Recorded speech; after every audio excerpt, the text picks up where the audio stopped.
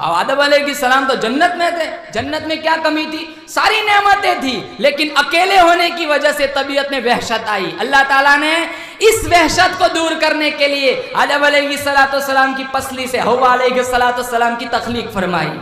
آدم علیہ السلام نے دیکھا عورت ذات بیٹھی ہے، پوچھا الہ العالمین یہ کون ہے؟ کہا میں نے تیرے لیے عورت بنائی ہے، تم دونوں مل کر میری دنیا بساؤں گے، مشرق مغرب میں لوگ پھیل جائیں گے۔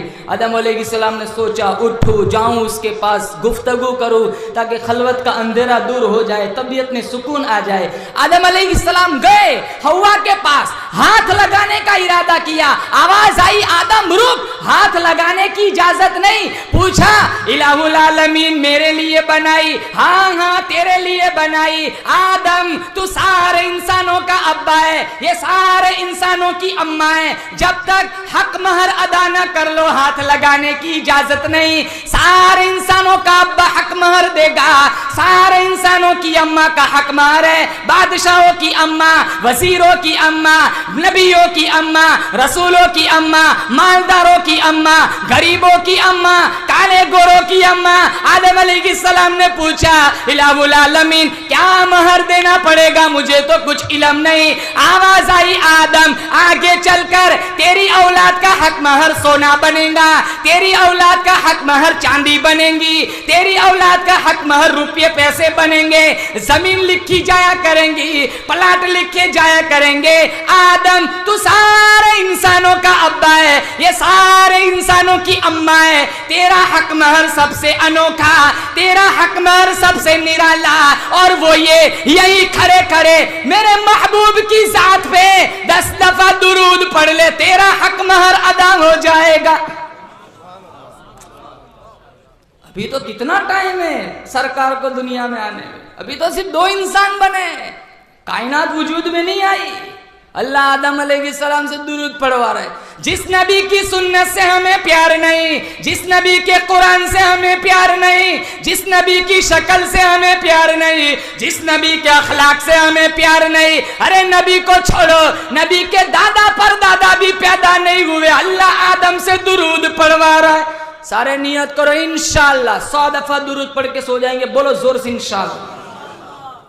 بہت بڑی دولت ہے مسلم۔ علماء کرام نے لکھا ہے کل قیامت کا دن ہوگا، ایک آدمی کا نامہ عمل ٹٹولا جائے گا، نیکی والے پلڑے میں کچھ نہیں، بدیوں والا رجسٹر پلڑا لبالب بھرا ہوگا۔ وہ روئے گا، پچھتائے گا کہ ابھی تک تو قبر میں عذاب بھگتتا تھا، تھوڑی کچھ توقع تھی کوئی نیکی نکل آتی جو میرے لیے جنت میں جانے کا مجھے راستہ ذریعہ بن جاتی۔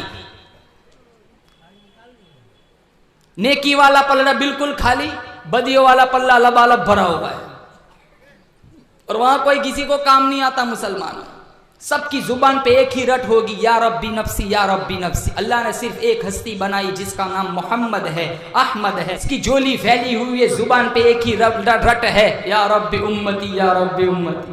اولادیں ماں باپ سے بھاگیں گی، ماں باپ اولاد سے بھاگیں گی۔ اللہ کا قرآن کہتا ہے یوم یفر المرء من اخیہ وابیہ وصاحبتہ وبنیہ۔ اولادیں ماں باپ سے بھاگیں گی، ماں باپ اولاد سے بھاگیں گے، بیوی خاوند کی نہیں، خاوند بیوی کا نہیں، جگری اور گہرے دوست ایک دوسرے کے دشمن بن جائیں گے۔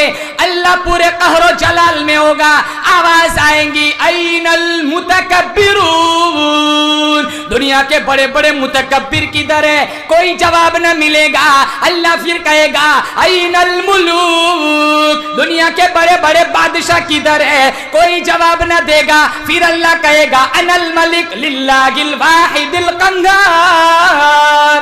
مسلمانوں کپڑے نہیں ہوں گے۔ امی عائشہ رضی اللہ تعالیٰ نے پوچھا اللہ کے نبی سے، سارے ننگے ہوں گے، ایک دوسرے سے شرم نہیں آئیں گی؟ اللہ کے نبی نے فرمایا مشکات میں ہے، حالات اتنے خطرناک ہوں گے کوئی ایک دوسرے کو دیکھے گا بھی نہیں۔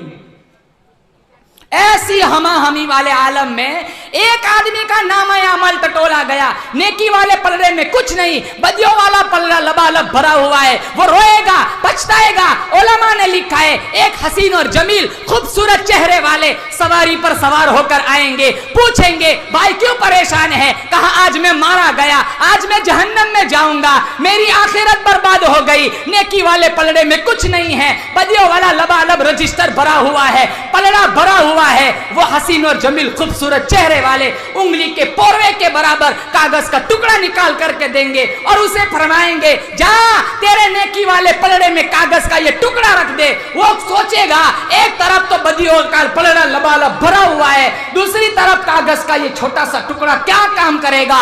वो नेकी वाले पलड़े में वो कागज का छोटा सा टुकड़ा रखेगा, नेकी वाला पलड़ा भारी हो जाएगा, बदियों वाला रजिस्टर हवाओं में उड़ेगा। वो कहेगा मेरे माँ बाप आप पे कुर्बान हो, आप कौन हैं? वो हसीन और जमील खूबसूरत चेहरे वाले कहेंगे मैं तेरा नबी मोहम्मद हूँ। एक दफा दुनिया में अकीदत के साथ, मोहब्बत के साथ, मेरे इश्क में आकर तूने मेरी जात पे दुरूद पढ़ा था, अल्लाह ने वो दुरूद मुझ तक पहुंचाया था, मैंने संभाल के रखा था, आज तुझे वापस कर दिया। मोहम्मद बिन सुलेमान जजूली बहुत बड़े पाए के बुजुर्ग गुजरे सन, मोहम्मद बिन सुलेमान जजूली वो फरमाते हैं एक बस्ती के पास से मेरा गुजर हुआ, असर का वक्त था, वक्त निकला जा रहा था, पानी साथ था नहीं, नमाज पढ़नी थी।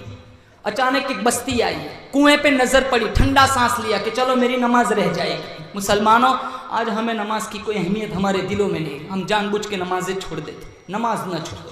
मुफ्ती साहब ने बतलाया 750 मरतबा ज़िम्न निसालतन अल्लाह ने कुरान करीम में नमाज का हुक्म फरमाया, इन्ना सलात तन्हा अनिल फहशाई वल मुनकर, नमाज सारी बेहयाई से रोकती है। मुसलमानों कल क़यामत के दिन इन्ना अव्वल मा युहासबु यौमल क़ियामति अस्सलाह, सबसे पहले क़यामत के दिन हिसाब होगा तो वह नमाज का होगा। नियत करो इंशाल्लाह नमाज नहीं छोड़ेंगे, बोलो जोर से इंशाल्लाह नमाज नहीं छोड़नी है।